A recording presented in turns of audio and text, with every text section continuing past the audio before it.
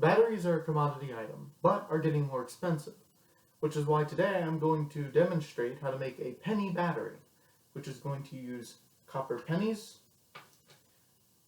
zinc washers, and some cardboard soaked in vinegar as the main part of the battery. To begin, you're going to need some materials. You're going to want to start with stainless zinc washers.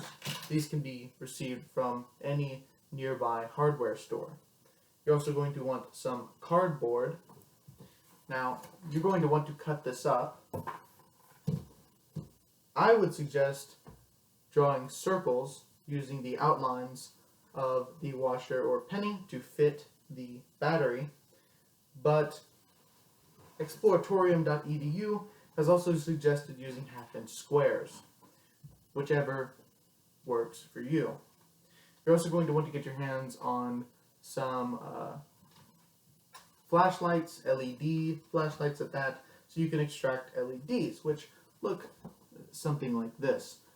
You're also going to want to get your hands on some pennies. I would suggest pennies from before 1982 as they have a higher concentration of copper.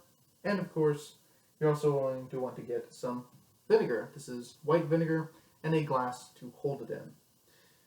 You also probably want to get your hands on a voltmeter or multimeter. NASA.gov's experiment, Power It Up is what it was called. Used a voltmeter, which is what they would suggest, but a multimeter works just as well in measuring the kind of charge that's going to be given off by this battery.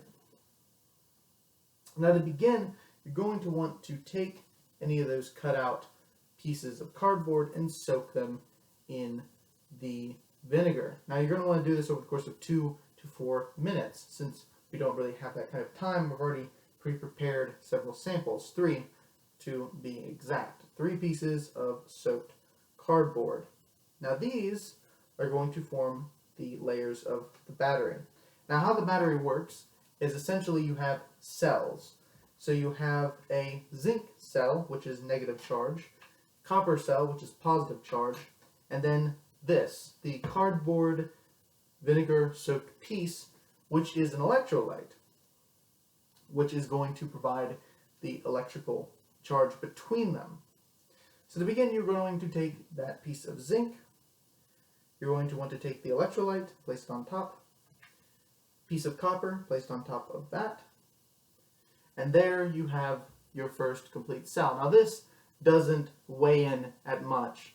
The wonderfulengineering.com survey conducted on these penny batteries indicated that the charge is 0.6 volts for such a system, which is not much, but it's also quite surprising. For this, I'm getting 0.1 to 0.3.